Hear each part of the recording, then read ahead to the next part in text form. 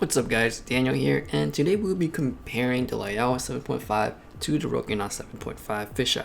Starting off with the Rokinon, it is bigger overall. You have a big lens cap which covers all of the front of the lens. You do have a petal-shaped hood which is non-removable off the Rokinon. The focus ring is really smooth. It's a bit more lubed than the Laowa, so it's just a tad smoother.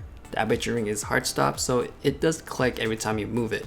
The clicks on the Rokinon is much louder and it takes more effort to turn the aperture ring. The lens mount is made out of metal, so that's a good plus. Moving on to the Laowas, it is smaller and lighter. The focus ring is really smooth, but just not as smooth as the Rokinons. The lens cap is really small and I have a tough time trying to get it off, and in addition of being so small, it's really tough to find when you lose it. Putting back the lens cap, you have to be precise because if it's not fully placed right, it's gonna fall off.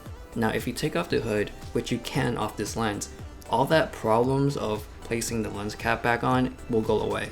One advantage on this lens over the Rokinon is it has threads for filters. The aperture ring is really smooth. It doesn't click as hard. It is still hard stops, but it doesn't click as hard as the Rokinons. So it kind of feels like almost declicked, but it's not. Now I'm going to show you some comparisons between these two lenses, and they're both 7.5mm. The Rokinon is fisheye and the Laowa is not. Throughout my shots, it's all going to be at f5.6 and the focus is set to infinity. During my test, of course the Rokinon is fisheye like it's advertised, so you can clearly tell which lens is which, and because it's fisheye, the Rokinon shows a lot more. As you can see on the Rokinon, you can see the windows on the building, and over to the left side you can see what's beyond the bridge. Both of these lenses are sharp, but if you zoom all the way in times 500%, the Laowa is a bit sharper and just a bit lighter as well. Since the Laowa is not fisheye, you do get that normal look like on most other lenses, and obviously on Rokinon, the lines on the building is a bit rounded, especially on the corners. So if you really want an ultra wide lens that has a normal look,